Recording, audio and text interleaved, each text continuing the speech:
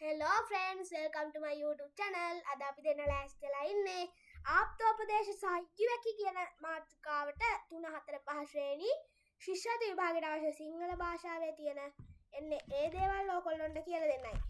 පළමුවන ශ්‍රේණියේ සිට ශිෂ්‍යත්ව විභාගය දක්වා අවශ්‍ය සිංහල භාෂාවේ ආප්තෝපදේශ සහ ඉක්වැකි මේ පාඩමට අදාළයි. හරි යාළුවනේ අපි බලමු ඉක්වැකි කියන්නේ මොනවද කියලා ඉස්සල්ලා.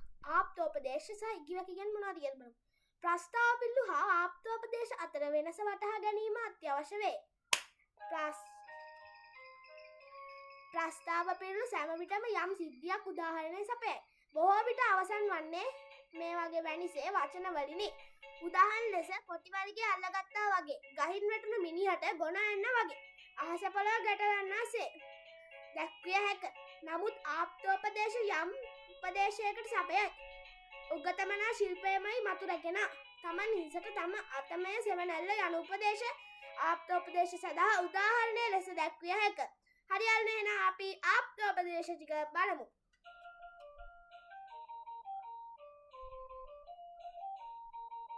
තට්ටු කරන්නාට දොර ඇරේ. යම් දෙයකට මහන්සි වී වැඩ කළොත් ඉන් ප්‍රතිඵලයක් ලැබේ. ඒක තමයි යාළුවනේ තට්ටු කරන්නාට දොර ඇරේ. මොකද ඔන්ලි තට්ටු කරන්නාට දොර ඇරේ කියන එකේ තේරුම? කියන්න. යම් දෙයක් මහන්සි වී වැඩ කළොත් ඉන් ප්‍රතිඵලයක් ලැබේ. අන්න හරි මල්ලි. ඔයාලට ඇහුණනේ යාළුවනේ. අන්න ඒ තමයි මේ ඒ ආප්තෝපදේශයේ තේරුම. ගුරුන්ට අකුරු වරදි. වැරදීම මිනිස් ස්වභාවය කියන එක තමයි ඒ කියන්නේ. ඒකෙන් හඳුන්වන්නේ. හරි යාළුවනේ අපි ඊළඟ එක බලමු. ගමෙන් බැහැර ගිය නම්බුව සොයනු එපා. මොකද මල්ලි ඒක තේරුම? අයහපත් දෙයක් කිරීමෙන් තමන් දන්න අය අතර ඇතිවන පිළිකුල කිසිදා නොමැකේ.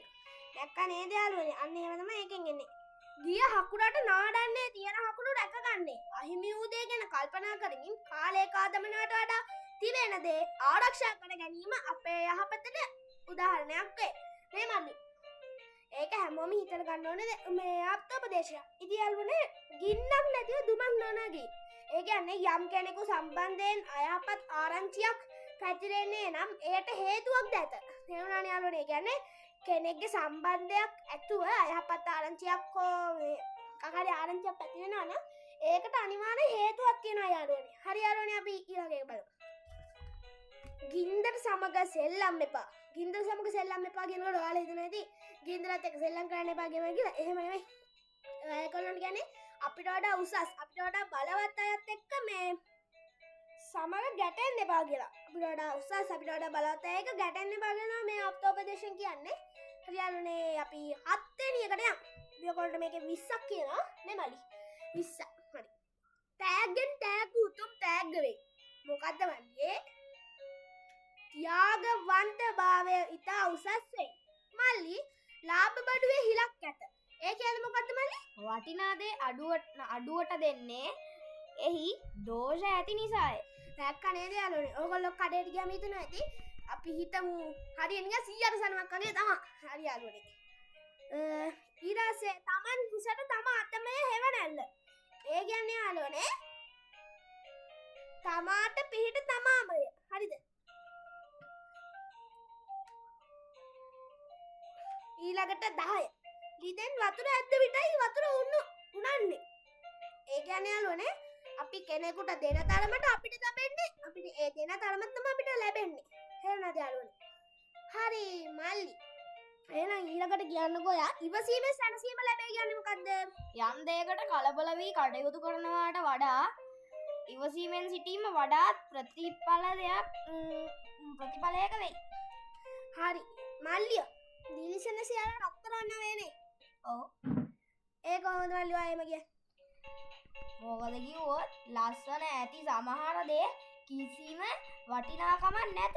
ඔයාලා හිතන්න අපි කියමු මල්ලි ඒ වෙනුවට ඉමිටේෂන් දිලිසෙන ඇයි ගොඩක් තරම් දිනව නේද අයියේ? ඔව් මල්ලි ඉමිටේෂන්. හරි යාළුවනේ අන්න ඒ වගේ දේවල් තමයි මේකෙන් අද ඒ කියන්නේ අපි හිතමු රස චොකලට් එකක් තියෙනවා. හැබැයි ඒක ඇතුලේ අපි කන්න ආසි නැති දෙයක් තිබ්බා. අන්න ඒ වගේ එකක් නේද මම මේකෙන් කියන්නේ. අන්න හරිද යාළුවනේ. ඊළඟට අපිට කියන්නේ 13. දිවෙන් දිව ගාගෙන හිටියොත් අසත්පුරුෂයා අසත්පුරුෂයාමය. නරක පුද්ගලයාට කොතරම් හිතවත්ව සිටියත් කරන්නේ හතුරුකම්. ඒ කියන්නේ අපි නරක පුද්ගලයා කියන්නේ මම හිතන්නකෝ කවුරු හරි නරක පුද්ගලයෙක් ඉන්නවා. එයාට අපි කොච්චර හිතවත්ව හිටියත් එයා කරන්නේ අපිට හතුරුකම්. මොකද එයා නරක පුද්ගලයෙන්නේ. හරිද යාළුවනේ. අපි බලමු එහෙනම් 14. ලොවෙන් එකෙක් එක දෙයකට වෙයි සමත. ඒ කියන්නේ හැම කෙනෙක්ටම ඒකොල්ලන්ට ආවෙනික වෙච්ච දක්ෂතාවයක් තියෙනවා. අපි හිතමු හරියක් එයාට අපි දක්ෂතාවයක් නැහැ කියලා හිතනවා. හරිද? ඒ වුණාට එයාට කන්න පුළුවන්. අපිට වඩා එයාට කන්න පුළුවන්. ඒ වගේ කාට හරි මොකක් හරි දක්ෂතාවයක් තියෙනවා. අපි හිතමු මොකුත් බැරි ළමයාට උනත් චිත්‍ර ඇදලා හරි දක්ෂතාවයක් තියෙනවා. අපි බලමු ඊළඟ එක 15. සොයන්නාට සම්භවේ. මල්ලි ඒ මොකද්ද මල්ලි? වෙහෙස වූවොත් ප්‍රතිඵල ලබා ගත හැක. දැක්කද යාළුවනේ. ඒ කියන්නේ අපි ගලක් පෙල්ලන්න කොච්චර try කරත් try කරලා අන්තිමේට අපිට ඕනලි අදහසක් එනවා.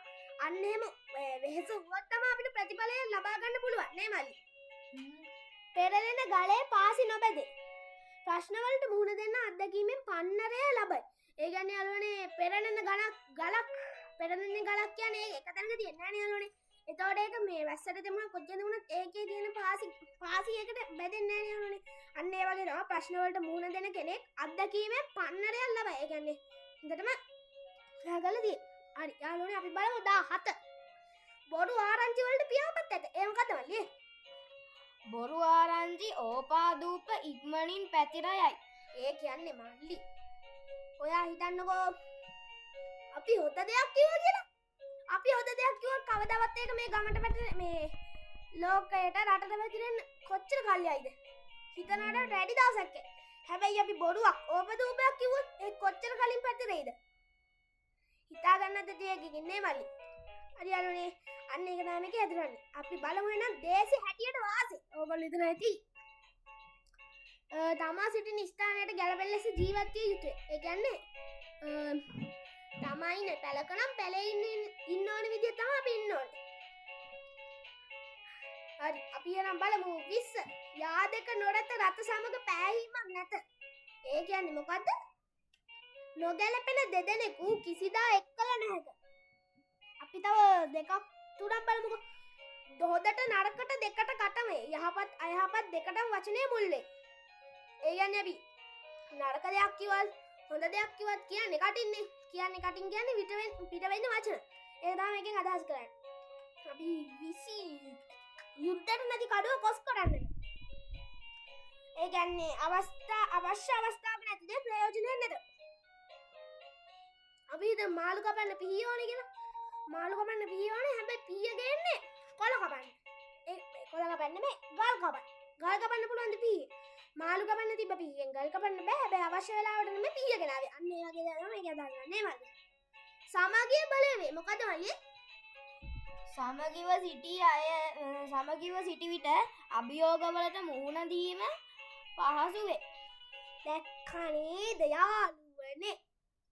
ඒ කියන්නේ සමගිව සිටියොත් ඒ කියන්නේ එකට සිටියොත් අපිට ඕනේ අභියෝගයක් පරද්දන්න පුළුවන් යාළුවනේ. අන්න ඒක තමයි. අපි අන්තිමේට කියලා යන්නේ නුවණැති සතුරා අනුවණ මිතුරාට වඩා හොඳයි.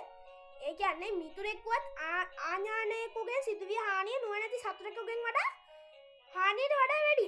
ඒ කියන්නේ මේ අරයා මේ අනුවණයි නම් ඒ කියන්නේ එයාට මොලයක් නැත්තම් එයා කොච්චර හොද වුණත් එයාගෙන් වෙන හානිය අපිට මේ අර නුවණැති සතුරාගෙන් වෙන හානියට වඩා වැඩි.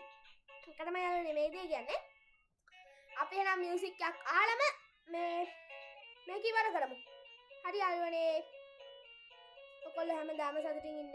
මේ වගේ වීඩියෝ දිගටම බලන්න අපිව subscribe කරලා තියාගන්න. මගේ දාම subscribersලා 9යි අඩුම තරමේ 100ක්වත් කරන්න මට උදව් කරන්න. හරි යාළුවනේ. bye. bye කියන මල්ලි. bye.